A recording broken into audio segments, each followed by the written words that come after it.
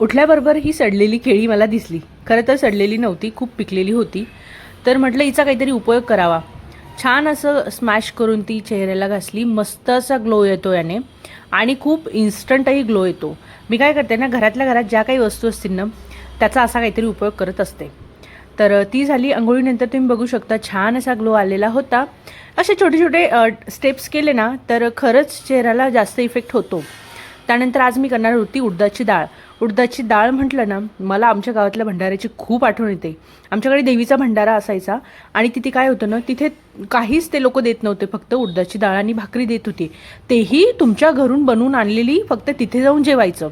तर गावातील लोक भाकरी आणि छान डाळ तयार करून आणायचे आणि तिथे ठेवायचे आणि आपण आपल्याच घरचं ताट, तांब्या वगैरे काय असेल ते ग्लास घेऊन जायचं. तिथे तुम्हाला काहीच मिळणार नाही आणि जागासुद्धा नसायची. अक्षरशः आम्ही मातीत बसून आपल्याच घरचं सगळं ताट वगैरे घेऊन तिथे खायला बसायचो आणि एवढी धमाल यायची ना. आणि खूप अशी तिखट ती उडदाची डाळ असायची, त्यावर निंबू, कांदा. आहा हा, खूप मजा यायची. आज मी तशीच टाईपची काहीतरी डाळ बनवणार होती. इथे छान टोमॅटो वगैरे टाकून मी स्मॅश केली आणि याला वेगळं असं वाटत नसतं. वेगळं म्हणजे आपलं जनरलच छान असं थोडासा लसूण, अजून जिरे आणि आपले बेसिक मसाले सगळे टाकून ते छान खलबत्त्यामध्ये कुटून घेतले आणि तेलात मस्त असे परतून घेतले.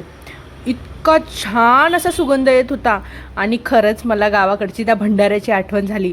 अशा पद्धतीनं काही काही गावात अजूनही आहेत आणि अजूनही लोक जातात तिथे आणि खरंच मातीमध्ये बसावं लागतं. एवढं आम्ही तिखट लागायचं ना, तरी पण खूप मजा यायची. आणि विदर्भात ना कोणत्याही भाजीवर तेल घेण्याची खूप पद्धत आहे. तर तिथे आम्हाला तेल पण आम्ही घरूनच घेऊन जायचो. इथे मी ही भाजी भातासोबत एन्जॉय केली, गरम गरम वाफाळत्या भाज्यासोबत. आ हा हा हा हा, इतकी मस्त लागत होती ना. तुम्ही नक्की